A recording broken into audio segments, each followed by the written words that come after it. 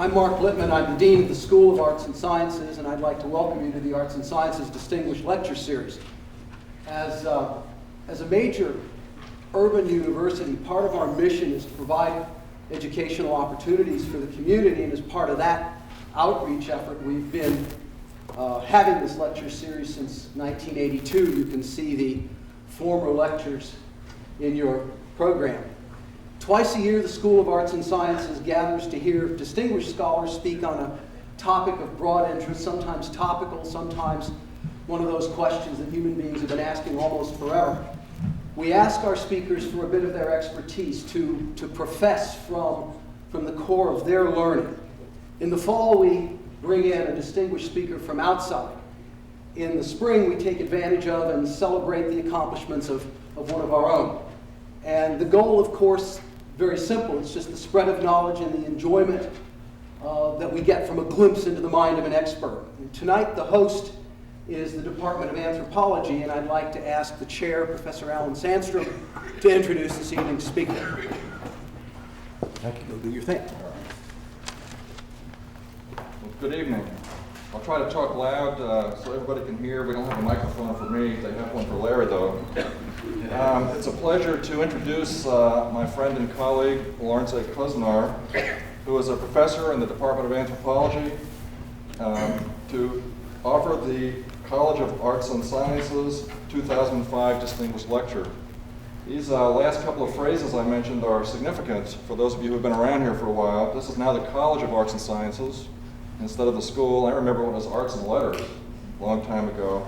And it's now the Department of Anthropology rather than the Department of Sociology and Anthropology. Since, thanks to our dean, we've now had an amicable divorce and we've become a separate department. Larry received his bachelor's degree from Pennsylvania State University with honors and distinction. He received his master's in anthropology from Northwestern University in anthropology, a Master of Science from Northwestern University in mathematical methods, and a PhD from Northwestern University in anthropology. He came to IPFW as a visiting assistant professor in 1990, was put on the tenure track in 1991, and became a full professor in 2001. He has 3 areas of expertise in anthropology, which is extremely rare. There's only 4 subfields, and mastering one of them is almost impossible. He's a master of 3 of them: cultural anthropology, archaeology, and bioanthropology. His field research, and this is very important for anthropologists, the first thing they'll talk about is their field work, has been all over the place. He's done archaeology in the United States and Peru. He's done ethnoarchaeology among the Aymara peoples of Peru and Argentina. These are herding people. He's done recently work among Navajo in Arizona. His current research is a little mystifying to me. It's little dots on computer screens. And he's doing simulation research, and I'm not sure what that's all about. Maybe someday we'll have a lecture and he can tell us about it.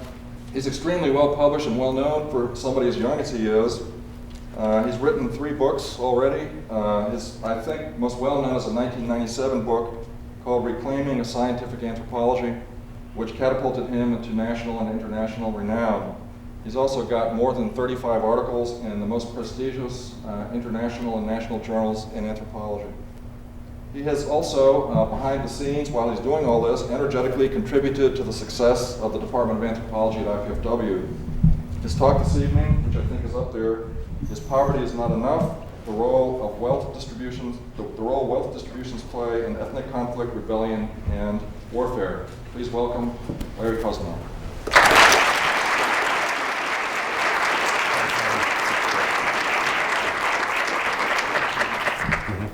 Can everyone hear me okay?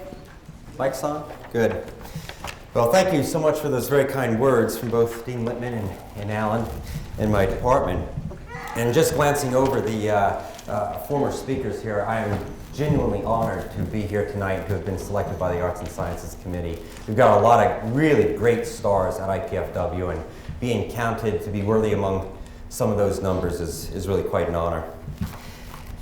And by the way of introductions and acknowledgments, I'd also like to point out that while I've been asked very nicely to come here and deliver this lecture tonight, what I'm going to be talking about is research that I've done that has been inherently collaborative. And before I go any further, I want to recognize my two co-conspirators, Bill Frederick from the Department of Mathematics, who's been instrumental in all of this, and Bob Settelmeyer, if he's here, from the Department of Computer Sciences. And we've been bringing together our various expertise in a rather synergistic activity that's led to much of what you're going to see tonight. I'd also like to acknowledge industry partner that we have in Fort Wayne. We've been really trying to reach out to the community and in a mutual way, help one another out, university and industry locally. And the Fort Wayne Division of Northrop Grumman has been very supportive, initially in challenging us to make our research relevant and intelligible to the real world, which really helped catapult our research along even further. And also recently with some very generous financial assistance. So I want to acknowledge that as well. Okay. Well, poverty is not enough. The role wealth distributions play in ethnic conflict, rebellions, and warfare. What I want to look at tonight is how wealth distributions might be fueling what we variously call collective unrest, insurgencies, rebellions, etc. We use a lot of different terms for these things, but always the situation is an asymmetric situation where there's some group who feels aggrieved by some larger entity, usually a nation state, and then they seek ways of rebelling against that. Well, of course, there's a lot of, the technology's rebelling. Here we go. Okay. There's a lot of ink that's been spilled on this over the years, but there's several paradoxes that have really troubled researchers. And one of those is, why do people who have it good, or from our perspective have it good, why do they rebel? And so the central paradox really is, why do the wealthy rebel? It kind of makes sense. If you're really, really poor, you might be very upset, aggrieved, and want to rebel. But what's going on with the wealthy? Historians have documented that most rebellions don't actually occur in situations of abject, destitute poverty, but rather after periods of economic growth. That's a tip-off that wealth is involved somehow in this process, but perhaps not the way that we've been thinking. Also, despite populist characterizations, rebellions usually involve only the minority of a population. Despite the popular depictions like Les Miserables or Dr. Zhivago, these mass rebellions of the poor and destitute, in point of fact, very few people ever actually take up arms and try to rebel. And very often, the leaders, actually not very often, always the leaders tend to be very well-off individuals. So something else is going on here. Also, despite revolutionary rhetoric, the rebellions usually are started and led by people who are particularly well-off. Lenin actually hailed from the nobility of Russian society. Castro was the son of a wealthy planter, and of course we all know about Osama bin Laden's background. Another thing that's very important for us to bear in mind throughout this evening is that rebellion is inherently costly and risky. It's a high-risk venture. Over 90% of rebellions end within the first few years, and the leaders usually don't survive them. So people that engage in this kind of behavior are taking a very genuine risk when they do so. I might take this moment to plug yet another one of our stars on campus, because his work is very relevant and has actually helped inform what the research that we've been doing. It's Dr. James Lutz from Political Science, and he and his wife Brenda Lutz, who I believe is a graduate student in sociology here, have recently published an excellent book entitled Global Terrorism that I encourage everyone to read. And some of these patterns come out loud and clear in the pages of their book as they do this kind of cross-nation survey of terrorist movements. Well, rebelling is risky. People who don't seem to have an excuse to rebel. Could this mean that wealth doesn't matter at all? And could this be anthropology's final triumph? For those of you that aren't real familiar with anthropology, we invented the culture thing. Okay, that's our thing. We've specialized in studying religions and their influences on people's behavior, ethnic identity, et cetera, et cetera. That's all us. We started that whole thing. So if wealth doesn't really matter, could this be anthropology's final triumph? You see this in some popular and very influential books like Samuel Huntington's Clash of Civilizations. He says it's culture. Culture is fueling conflict in our world today. People have different cultures. They can't communicate across those lines. It creates conflict. It's racism. We hear that an awful lot. We heard it very much in the conflict in Rwanda, where Hutu and Tutsi were at one another. The Balkans would be another really excellent example of that, where you had Serb, Croat, and Bosnians fighting. And of course, a lot of the same examples could be used to illustrate that religion is the culprit. People have different religions. These religions fuel their hatreds and cause these conflicts to occur. Al-Qaeda, of course, being a great example of that, having a jihadist orientation. But of course, we can also look to Northern Ireland, conflicts between Catholics and Protestants. Well, these are all the things that anthropology has really pioneered studying: culture, religion, racism. But as an anthropologist, I'm here to say tonight, not so fast, okay? Now, I will say, I think it takes an anthropologist to appreciate the special ways, maybe, that wealth is important. But a lot of these other things very often turn out to be more surface phenomena, and there are actually very important underlying competitions over wealth that fuel these other causes that seem apparent to us, but might be more chimera. So wealth matters. One problem with using culture and ethnicity to say or religion to say that's what causes violence is that these things don't really have any kind of real physical existence in and of themselves.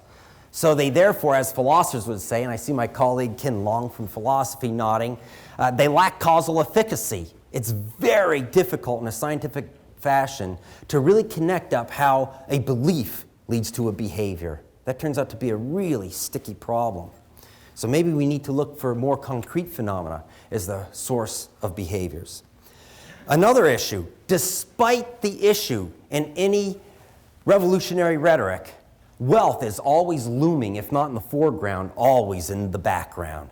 And we have here a quote from Osama bin Laden's 1996 declaration of war against the Americans and others. It's got a long title. But the important thing is, he says right here, the Crusader forces became the main cause of our disastrous condition, especially in the economical aspect.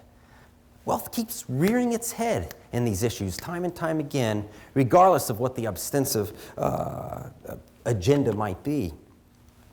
And another, I think, very salient point here is that successful insurgencies, and there's not many that turn out to be successful, but successful ones often learn to provide material services to the people they're trying to win over.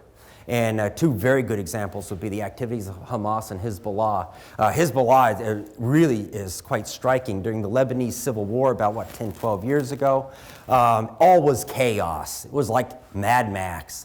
The Lebanese government obviously had totally collapsed. Syrians came in. You had the Israelis invading from the south. No one was capable of really supplying the basic material needs of people. And so what did Hezbollah do? Instead of preaching, that came later, they loaded up big trucks with water and delivered water with their slogan on the side of the truck. Once the people's basic material needs were met, then they could start working on them for the ideological part. And so all these things indicate that we're probably foolhardy to ignore wealth in any explanation of any sort of collective violence. And so how is it that wealth matters? I'd like to comment on a couple of theories that have been used very much in the field of political science. One of those is relative deprivation theory. And it's simply stated, people lash out when their aspirations are thwarted. All right? And that kind of makes a lot of intuitive sense. There's been a lot of debate over this theory over the years. One problem that researchers have run into is that there tends to be an unreliable correlation between poverty and actual rebellious activity. And that's curious. If the notion is that the deprived feel upset and rebel, but when you actually look at the wealth backgrounds of people, and there's some outstanding research done in Lebanon and among Palestinian populations that looks at this, you find that you don't really get that correlation with poverty. You probably anecdotally, you've noticed this when you hear about, suicide bombers and whatnot. Sometimes you hear about some 17-year-old kid, comes from a poor background, educated in madrasa, blows himself up. But haven't you all heard about that nursing student also that blew herself up? Here's someone who seemingly had a future. So what's going on here? Is it simply religious indoctrination, or could there be some other role that wealth is playing that motivates, ironically, even comparatively well-off people to rebel and to lash out? The other theory is resource mobilization. In this theory, it's kind of assumed that people are always willing to lash out, but what determines who does it and who doesn't is whether or not they have the resources to do that. Mounting a rebellion costs money. You don't just do these things. And in some cases, you might have people who feel very aggrieved, but if they don't have the resources to organize, mobilize, purchase explosives, weapons, and whatnot, no rebellion is going to occur. And so that's another approach that political scientists have taken. One of the problems with this is when you look at people who are who do have the resources to rebel, very often a lot of them don't rebel either. Probably we need a combination of these two things. And to be true to the political scientists, recently there have been some important publications where they've kind of synthesized these two approaches. And what it amounts to is really an optimization under constraints. I put optimization in quotes. This doesn't mean that people completely rationally figure out what is absolutely best to do, but what it means, and in the usage I'm using here tonight, is that people are striving for things that they want, to better themselves, but they have to do that with respect to constraints upon them. So you could have someone highly motivated who doesn't have the resources, they're not going to rebel. You have someone who's not motivated, doesn't have the desire to optimize, could have the resources, they're not going to rebel. It's only when we get those two factors together that we would expect to see any kind of collective action in rebellion. And this is where IPFW comes in the collaboration between me and my colleagues, Bill Frederick, Bob Settlemeyer. Our starting point was Sigmoid utility theory, which is an old theory in economics. First written down by Milton Friedman, the Nobel laureate, and a very famous statistician, Leonard Savage. There's their pictures up there. I always like to have goofy pictures of academics because we're a goofy lot, but we're proud of it.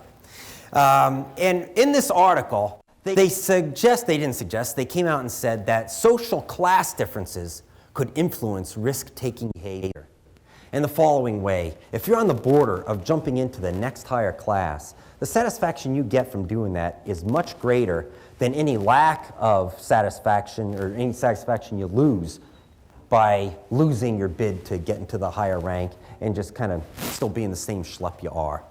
And so that was their idea. The problem, they never operationalized this. They never laid it out in an explicit enough formulation that you could test it against data. So it's this background idea that from time to time has surfaced in different disciplines, anthropology, sociology, even biology. Biologists have looked at animal behavior in this way. But what we've done here at IPFW is we've made a concerted effort in giving life to this theory and then testing it to see just what its potential could be for explaining a whole variety of risk-taking behaviors. They can be from very peaceful things like becoming an entrepreneur or investing in a particularly risky portfolio to picking up arms. Anything that has some great potential risk to it could be modeled this way. And one of the alterations that we made to the theory was the focus on the fact that it's not so much the wealth per se that matters, but it's the social status that the wealth confers. And when we made that jump, that enabled us to look at these phenomenon and the entire array of human societies that anthropologists are aware of. Because when we think of wealth, we think of dollars, right? Money. But if you're a Highland New Guinea tribes person, wealth could be measured in pig tusks, okay? There's all sorts of measures of wealth that matter to people in different cultures. Culture matters in that it helps people to define a particular dimension of wealth in their society. But ultimately, it's all wealth. And once we make that transition, we can use these general techniques to analyze how wealth is influencing behavior in many different contexts. And here's the crux of the theory. As you can see in the diagram here, person Y is like most of us in this room, painfully middle class and very risk averse. Most of us in this room, it's probably true that if we were offered a chance at bettering ourselves by some quantity, if we could go up in that quantity of wealth to a higher rank, more to the right of the graph here, we're going to go up by some amount D in our social status and in others' eyes. But if we lose, we get dumped down to that lower class. We're on the other sides of the tracks. Most of us don't take chances like that. Instead, we buy insurance, okay? But person X is the kind of person that interests us tonight. Person X is in a position where if that person wins, they go up B. They've entered the new status. They're somebody now. If they lose, well, there's still some poor person. Or notice, it doesn't even have to deal with objective measures of poverty. This could be a relatively wealthy person who wants to become the super wealthy. They too would be motivated in the same way to take that chance to get into that whole new social standing. So this is what we started with. And I need to mention something briefly about how we actually measure risk. We use a measure that's been around for a long time in economics. We've actually used several in our research, but this one seems to work best, and for some very good reasons. It's the Arrow-Pratt measure. That's Kenneth Arrow, another Nobel laureate, and John Pratt, the people who came up with this about 40 years ago.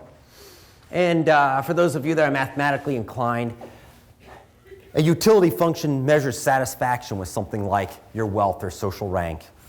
And this is the risk sensitivity is measured by the negative of the second derivative divided by the first derivative. What essentially this is measuring is how convex upward, or how quickly that curve is swooping up for you. Are you on a really steep incline to greater social status, or are you kind of leveling out? Negative values of this measure imply risk proneness, a tendency to take these wild chances. Positive measures imply risk aversion, or the willingness to buy insurance and make sure that you don't fall back, okay? And I like this analogy, and I'm indebted to Bill Frederick for it. It's like driving a car. Velocity is measured by the first derivative of a function. And when you're driving your car, you don't feel velocity. You could be going 65 miles an hour. You could be going 35 miles an hour. Especially if you had your eyes closed, you weren't looking at the trees go by, you'd have no idea how fast you were going. But you do feel it when you slam on the brakes or when you hit the gas. You feel acceleration. And that is what the second derivative of a function is measuring. And what we're saying here is that people have a sense of that social acceleration. And you hear this in popular rhetoric. How often have you heard someone say, well, I will be achieving my career goals very nicely in 10 years at this same rate, and I'm very pleased with myself. People don't talk that way, but you've heard someone say, you know, my career is taking off. That's when people are excited, right? My career is taking off. It's not just going up at some rate, it's swooping upward. Okay, I won't belabor the math, but I would love to come back to it if anyone wants to get into the mathematical details, because it actually has us very excited, because there's really some neat math behind all of this. And unfortunately, the bottom part of the slide is a bit cut off, but I think I can make it work. We've discovered something. When we look as anthropologists at wealth distributions, that is ranking from the poorest person to the wealthiest person in a society, and then measuring objectively what the wealth levels of those people are, we see this curve come up time after time after time again, regardless if this society is an ancient one or a modern one, if it's industrialized or it's tribal. We see the same pattern. This is really striking and was totally unexpected. The mathematical equation that you see up there is the utility equation that describes such a distribution of wealth. It's got a number of parameters that we can estimate that will give us the particular quantitative measure of exactly what shape a curve should have for a particular society. But the same equation is describing wealth distributions time after time again, no matter where we look at them. Let me give you some, and maybe one other thing I'll just point out here, just to reinforce the point, And the sections of the curve that are kind of swooping upward, you see here in what one of my colleagues from Northrop Grumman calls the knee of the curve there. And those very convex upward sections, that's where you expect those negative risk sensitivity values and for people to be taking big risks. In some contexts, that risk, once again, might be opening your own business. In other contexts, it might be joining with a bunch of others to try to overthrow your perceived oppressors. A couple examples here of where we see these things. Here's an ancient city, the ancient Mayan city of Tikal in modern-day Guatemala. That's the skyline of Tikal there. Some of you might recognize it from the first Star Wars movie. And there's the distribution of wealth. And we see the same thing time and time again. It's like two S's joined. One has got a very low, slow slope, and the other one swoops upward at a very fast rate. That rapidly rising part of the curve, that represents the elites, the movers and shakers in that society. The low part of the curve, well, that's the rest of us, okay? And then down here, and unfortunately it's been cut off by the screen a little bit, we have the skyline of New York City and wealth distribution in the US, which follows, once again, a very similar kind of curve to the one we see for the ancient Mayans. Why would that be? Two very different economies, but we see the same distributions of wealth time and time again. Well, can we use these distributions of wealth to predict risk sensitivities and in turn predict violent behavior as a form of risk-taking? We've had a lot of success in doing this so far. One of the first examples we looked at was another ancient Mayan city, the ancient Mayan city of Copan, a place that I had the privilege of working at back in 1983. And the reason why we use this is researchers there compiled a measure of wealth for many of the hundreds of households that inhabited this city about 1,200 years ago. The measure of wealth was how much energy it took to build a person's house, which, by the way, is a very reliable measure of how wealthy someone is. People invest in their houses, right? A lot of us invest in our houses. The Mayans did as well. And that was interesting. Once again, we see the low S at the bottom and then swooping up to a much faster S-shaped curve at the top when we get into that elite stratum of society. But the other thing about Copan is it's got beautifully preserved hieroglyphics. The longest Mayan text that still exists is the hieroglyphic staircase because the Spaniards couldn't burn it because it was stone. And it's still preserved there. And these things tell histories.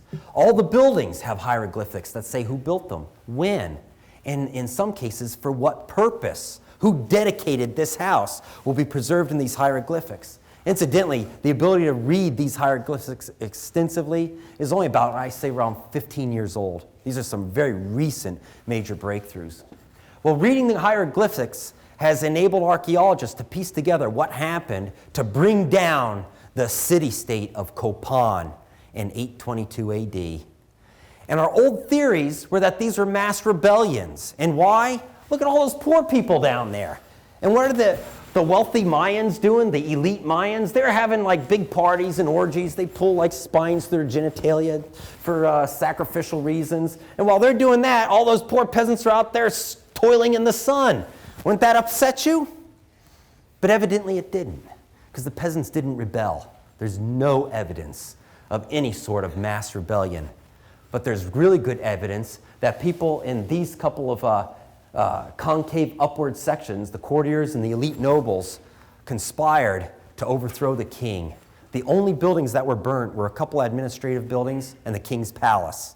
And then for the next 150 years, there was an oligarchy of elite nobles that ruled the city.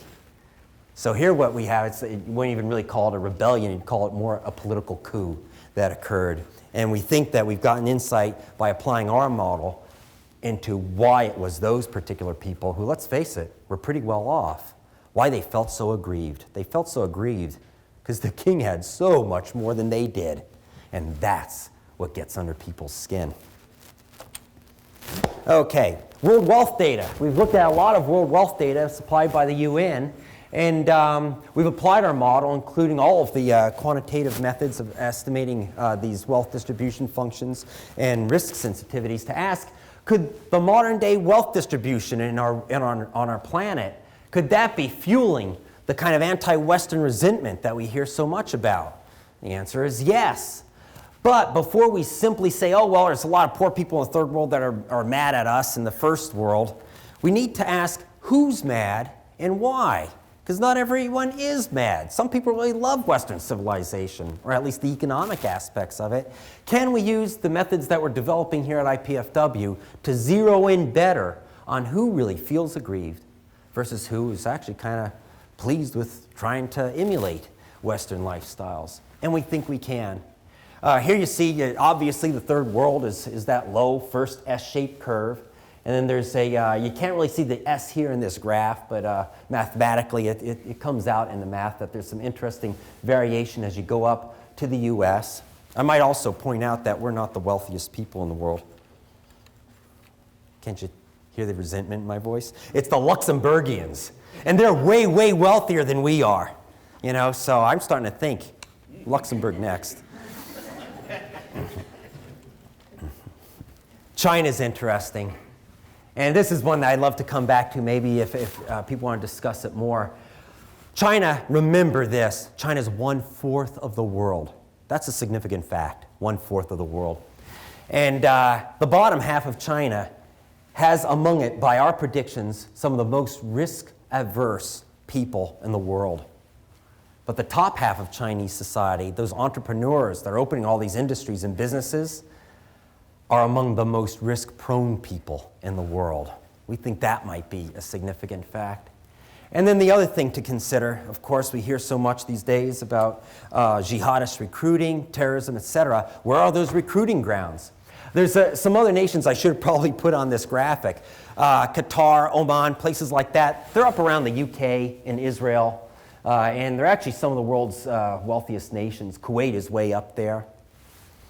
But the most fertile recruiting grounds have been places like Iran, Syria, Indonesia, Pakistan, Sudan. Notice that there's a huge difference in wealth between Pakistan and Sudan versus places like Indonesia. But they both happen to fall in those negative areas of risk proneness.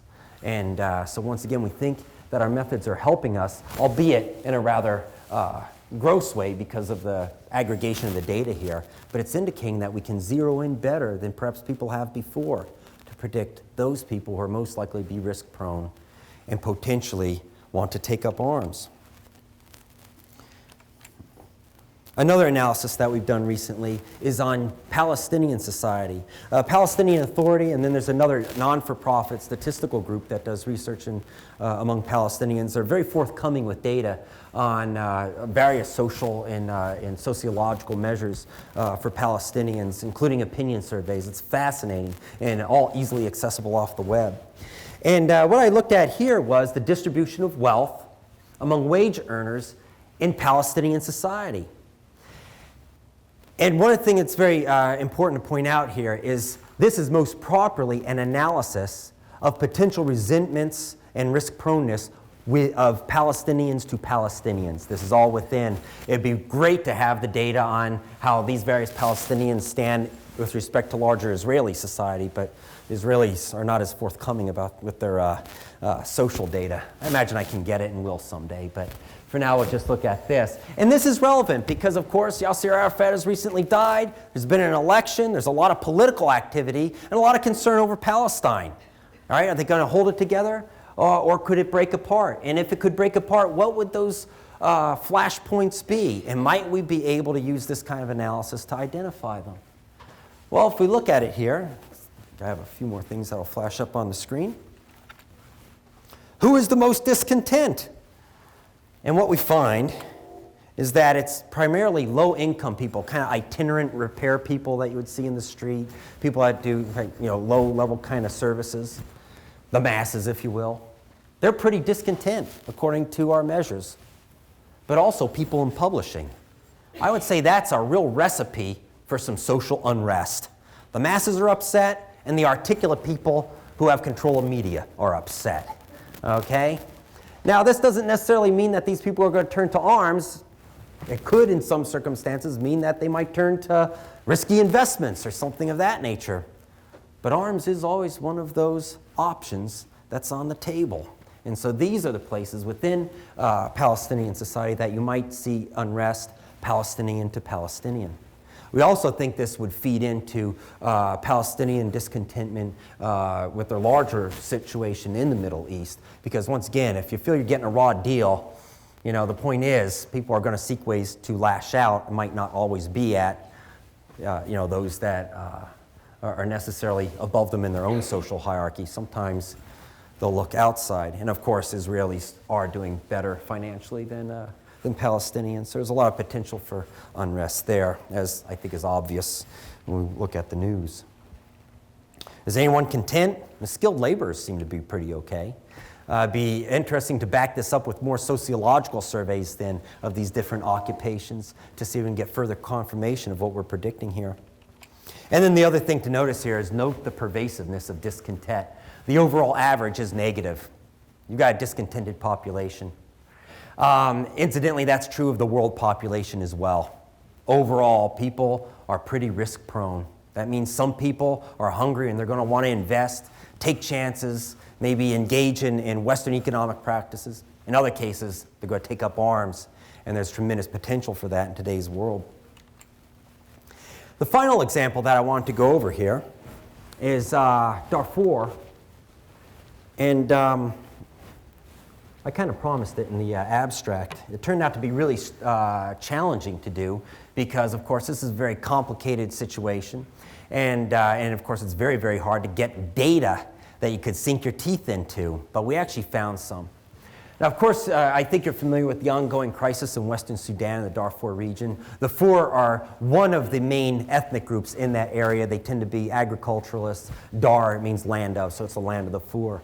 But they're not the only people living there, and you've probably all heard about a lot of racially motivated, religiously motivated violence of these Janjaweed Arab militias who are attacking the Fur and other people and doing all kinds of horrible things. One of the things that's frustrated me in a lot of the coverage is all you hear about it's racism, it's religious intolerance, it's this and it's that. And one of the pieces of evidence that has been used, I've heard on NPR and places, is that 1/3 of victims of this violence have had racial epithets thrown at them while they were being killed and stuff. The thing that really strikes me about that is 2/3 of people have seen someone else killed, okay? Almost 80%, over 80% of people have had all of their goods stolen. The thing that's really happening here is competition over wealth. That's what's really happening. It's striking to me that because talk is cheap, it's easy to hurl a racial slur. It's a lot harder to pack up someone's possessions and cart them off. It's amazing to me that it's not 100% racial epithets and a minority of other things. I think this is tipping us off that, once again, wealth matters. You know, people are not hurling racial and religious slurs and whatnot. Yeah, they're doing it, but it's kind of an afterthought after they've killed half your family and carted your stuff away. Once again, I think it's easy to get distracted because we're all kind of in love with culture. We love our own culture, and culture is really big these days. And as an anthropologist, I'm glad it is. I'm glad it's in people's consciousness, but we got to be careful. It's not the panacea that's going to explain everything. There's some other things that underlie culture, namely wealth, that I think still matter more. This one quote, which was gathered by U.S. State Department personnel who are working in the region trying to document what was going on. This is a quote from a Janjaweed militiaman, and these are obviously are pictures of the Janjaweed are horse-mounted, armed herders. I spent a good part of my life studying these sorts of people, as Alan was pointing out earlier, and so not in Sudan, but in other places, obviously. And so that's what you see depicted there. These are the culprits, if you will. But this quote, I think, really brings to focus what's going on.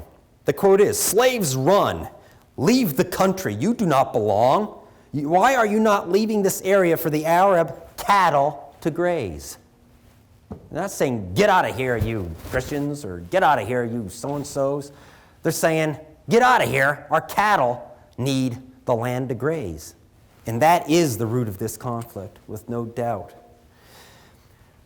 I don't have any units on my axes here because I've actually looked at several different measures of wealth, comparing the Darfur region to the central region around Khartoum in Sudan, which is the wealthiest area. And generally, people are about 3 to 5 times wealthier in Khartoum. That's tremendous potential for this kind of resentment to begin to grow. And there always was resentment in Darfur. For instance, back in '96, there was a survey, and by African standards, 94% of the people in Darfur lived in poverty, whereas only 20% lived in poverty in Khartoum. So, I mean, we're talking about a place where virtually every single person you meet is very poor. And this led to different forms of risk-prone activity. The Janjaweed did what pastoralists have always done. They smuggled stuff. Okay, pastoralists are mobile. They've got herds that move around. And so those are the people that are smuggling the TV sets across the borders and things like that. And as a matter of fact, Janjaweed, technically it means man with a gun on a horse. But for a long time, it was a term used for kind of the lawless folks out there in the savannas grazing their animals. And so there always was some level of unrest in this area. For the Four, they too were feeling this resentment toward the central government in Khartoum, and that surfaced in rebellious activity. There were a couple of rebellions that were being organized in this part of Sudan. And then in the 80s and 90s, a series of severe droughts racked the region, creating the following situation, which is really kind of sparked all of the intense violence that we're seeing today. The droughts caused 2 problems for the Janjaweed. First of all, they lost many of their animals in the droughts, making them, in absolute terms, poor as well as relative terms. And so they started stealing other people's livestock and raiding. That also forced them to change their pattern of movement, and they started moving into the agricultural areas of Darfur sooner than they normally did, and their animals started trampling people's crops before the peasants could bring them in. So that created more unrest as well. So we've got some fighting going on between Janjaweed and various other groups like the Four in this area of Sudan. What this created then was a situation where some of the Four become very risk averse. They start being victimized and they don't have anything else to turn to. But other Four took this as an opportunity. Those who were probably a bit better off and more inclined to try to organize some rebellion against Khartoum to really take the initiative. And so at this time, they declare an independence movement. They fight some battles with the Sudanese military, and things start to get really bloody. At that point, Khartoum arms the Janjaweed, and then, of course, aids and abets them, as I think we well know now, by bombing villages and everything. And the whole thing spirals into the incredible cycle of violence that we're witnessing today in Darfur. And so now, Khartoum, which is very pro-Islamic and whatnot, is using the fact that a lot of these Janjaweed are Arab and Muslim to try to use that as an angle. But many of their victims have been Muslims as well. So see, once again, religion is not the key here. Likewise, the politics is entering and whatnot, but it's all entering after the fact. Had there not been that sequence of devastating droughts, Darfur would have never reached the tipping point that would have allowed people to try to apply these other factors and make them and use them to fuel the conflict. Once again, wealth matters. If we ignore that, we're not going to be able to explain anything, and I'm afraid that we might delude ourselves into coming up with really false explanations of much of the strife that we're concerned with today. And so to conclude, the anthropologist would like to say that wealth still matters. Obviously, wealth matters for absolute reasons. The more wealth you are, the more wealth you have, the better off you're going to be, more access to health care, things of that nature, which is a very salient thing for most people in the world. But also, it's a key indicator of social status. Okay? It not only gives you stuff, it also makes you a worthy being in other people's eyes. You can all think of exceptions, but that's kind of the point. They tend to be exceptions. Okay, in any culture, once we anthropologically identify what the currency is that people focus on as wealth, that currency always correlates with social status. I have a whole theory in anthropology called cultural success theory that revolves around this. And of course, the key is not only that it's an indicator of social status, but it's an indicator of relative social status. So you can be destitutely poor and be very disgruntled and very risk-prone. You can be pretty wealthy, but if your next social neighbor, if you will, the next person up the ranking from you is way wealthier, you will go around whining just as much as the destitutely poor person. And we think this is very much the source of a lot of organizers of rebellions, as well as get-rich-quick schemes and whatnot. Now, what should we do about this? What could one do about this? Well, I'll tell you right now, I'm an anthropologist. Policy's not my thing. But that's the obvious question, I think, on a lot of people's minds. Is there anything, could we use any of our knowledge perhaps to aid in third world development in ways that might ameliorate the strife that we see in our world today? And I think we can. There's not enough money to just help everyone.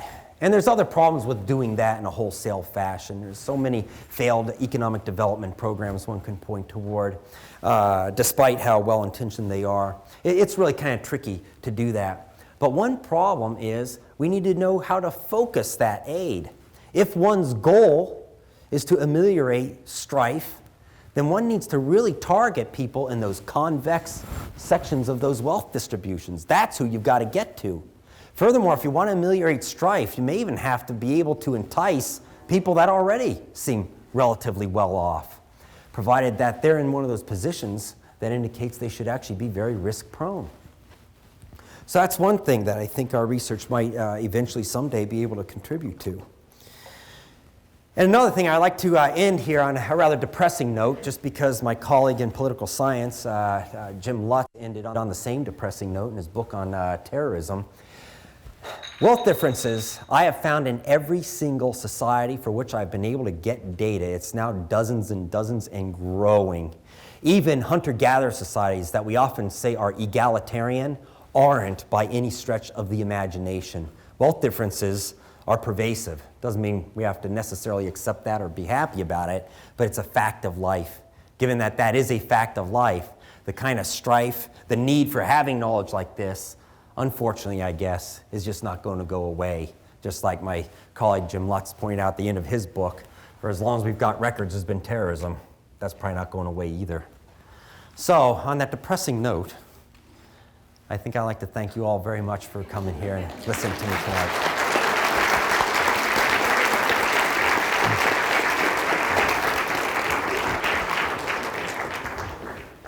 Questions? Comments? Yes.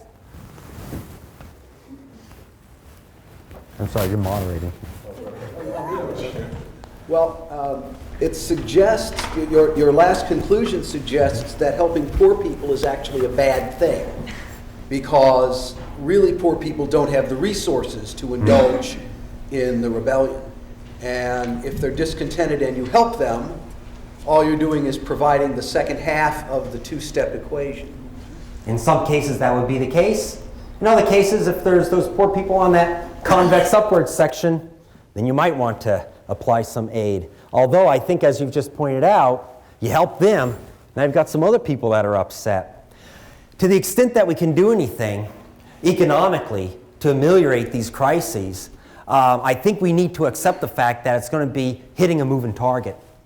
You're going to put out one fire, another one's going to get created, and you just have to accept the fact that, you know, you're going to be moving people around. It'd be a very long time before all the fires are out. In my youth, I used to participate in fire squads and put out forest fires, and it's just one after another. But I guess the hopeful thing is we never did leave the whole forest burned down. So, but you're absolutely right. And that's a harsh reality I think we need to face in these matters. Mm-hmm. Yeah, you say the West has a feeling of being oppressed, especially possibly the elite, which was at the top of your curve. What I'm wondering is, do these people have a feeling of enough is enough, or how much is enough, you know? And if they want and strive more, is that the cause for their oppression? Or do they, at that point in time, take that calculated risk to go even higher? How much is it? Cassius Clay once said, you know, they always want more. What? How much is enough? Mm-hmm. You know, and I was just wondering the psychology of how much is enough. Do they give back to society like a lot of philanthropists? You know, like the Carnegies and the Rockefellers and that type of thing, or do they just keep on going onward and upward to the point where so they don't have to feel the oppression or the depression? Yes, very good question. As people get wealthier and wealthier, they do give more and more. You get cases like the Carnegies, but in some cases that's a genuine feeling of wanting to give back to society that's sustained them. In other cases, it's like it's a good way of gaining more status among your peers. And we're all familiar with these competitions that will go on for giving even. So that's kind of part of my cynical answer to your very good question. And of course, we can always find individuals who finally say, you know, enough is enough. I'm going to be content with this. But the real question here is when we look at the whole span of humanity, both around the world today and, of course, throughout history, what has been the trend? And the trend has been one to be thoroughly acquisitive and always wanting more. And I think that is fueling the ever kind of spiraling, risk proneness and whatnot that we see. Jim in the back. Mm-hmm. If I understand your model, what you're saying is that you get the trouble where you've got a group where what they will gain if they are successful outweighs what they will lose if they are unsuccessful. Mm-hmm. And then they're the ones who take the risks. Yes.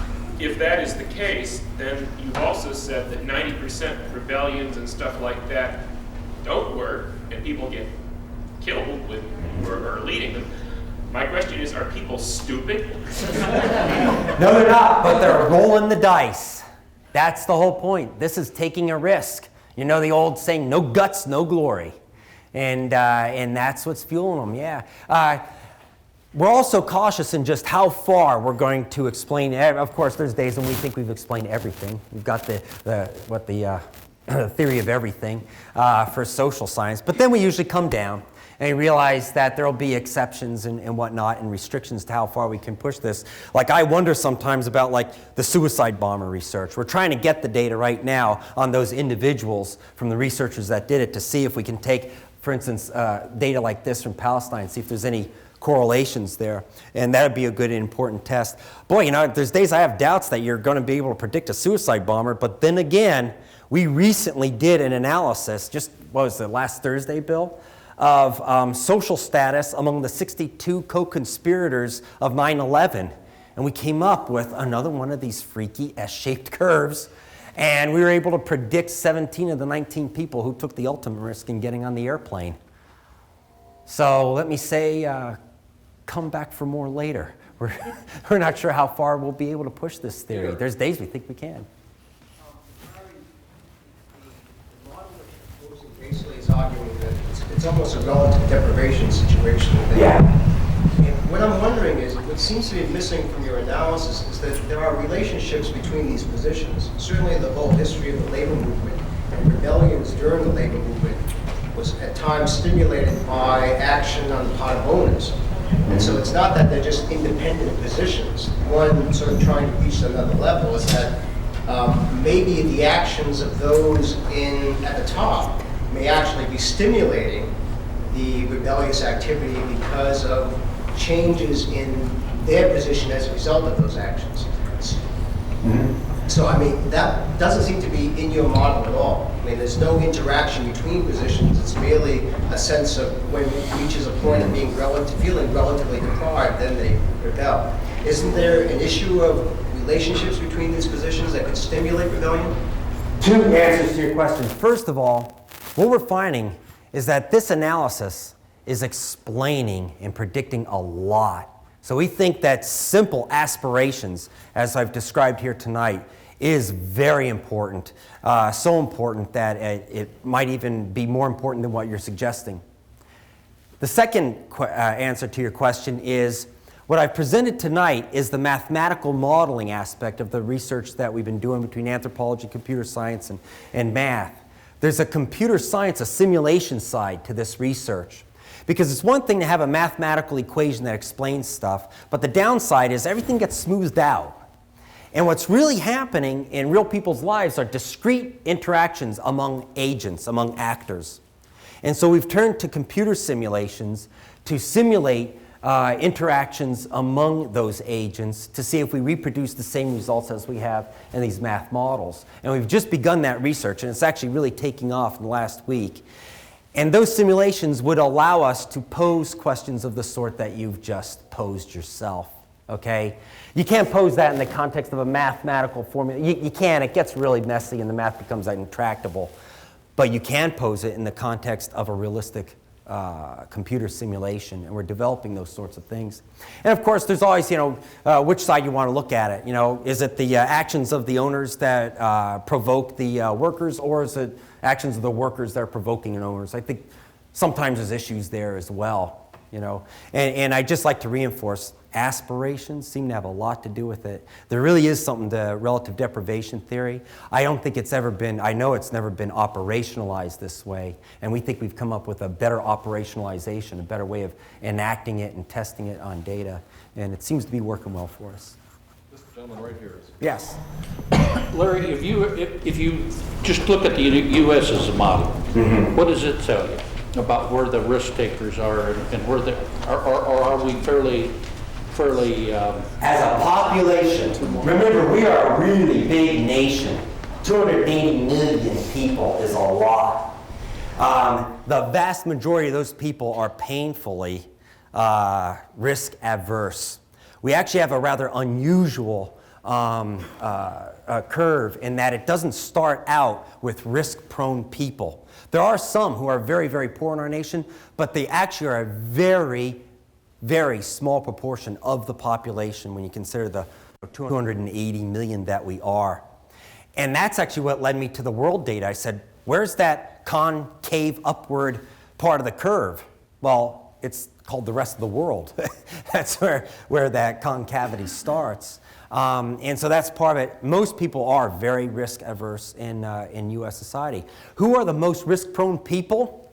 We did a study of this. And now there's not blood in our streets, I know in terms of any kind of popular rebellion, but there is one risk-prone behavior that a lot of us take for granted. It's called voting.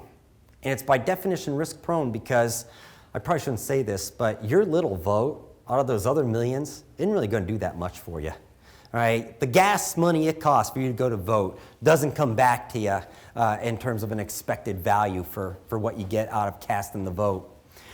Who votes way more than they ought to be? Upper middle class people. Those are the people that you hear from the most politically, and those are people that get really engaged in the political process, do things like make sure they get out there to vote, et cetera, et cetera. So there are risk-prone people, but they tend to be that kind of, sometimes referred to as creative class, entrepreneurial class. They seem to be the most activated people in our society. I mean, if it was the other way around, and it was really the workers, the laborers, we'd still have a vibrant union movement in our society, but it keeps just kind of whittling away more and more. When you look at the overall structure of wealth in our society, you begin to see why that's taking place. One more question, please. Jamie. If I understood you correctly, I think you said at one point that most people in the world are risk-prone today. Yeah. Sort of just at a global level, and I have two brief questions. One, do you have any idea whether that's changed over time? And number two, what do you think explains it? Is it some global distribution of wealth, or is it sort of the accumulation of country-by-country distributions of wealth in which people are comparing themselves to their own compatriots rather than sort of as whole societies to other whole societies? Yeah, excellent. A couple of questions. Let's see, the very first one was? Has it changed over time? Has it changed over time? Yes, it has. We've got data from 1988, data from 1999. It hasn't changed in any dramatic way. Pretty much all countries are in the same places. The curves get curvy at the same places, but there are some differences. And we're actually, today Bill Frederick and I were talking about maybe going to New York and sitting down with the keeper of the records at the UN, whoever that person is, and all the data, because they do these statistics every couple of years, and getting a real longitudinal study. That'd be a very good thing. Actually, that'd be a great thing for someone, I would say, like a history poli-science professor to do, Jamie. And then in terms of what's motivating this, I think media has provided a means for people to get information about wealth distributions that is unprecedented. 100 years ago, people in a lot of parts of the world would have had maybe a vague notion that things were a bit better here, but they would have never had the information that they do, as distorted as it gets from media.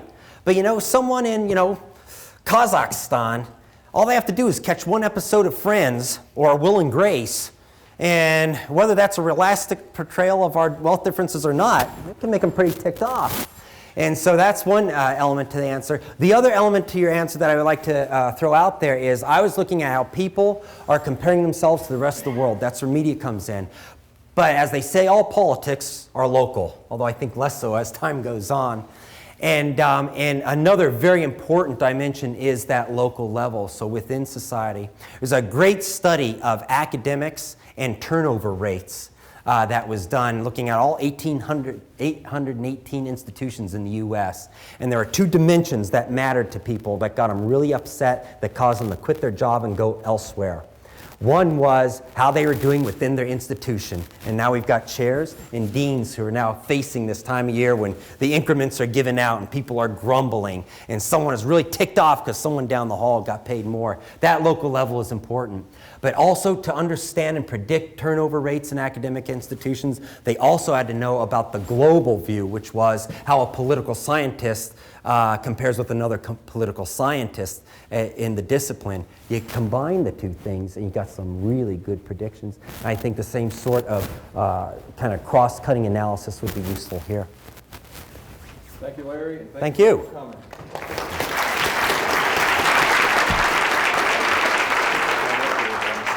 Oh my goodness! There it is.